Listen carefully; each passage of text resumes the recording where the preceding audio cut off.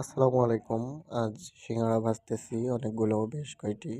তো সিঙ্গাড়াগুলো ভাজা প্রায় শেষের দিকে, এখনো অনেকগুলো বাকি আছে।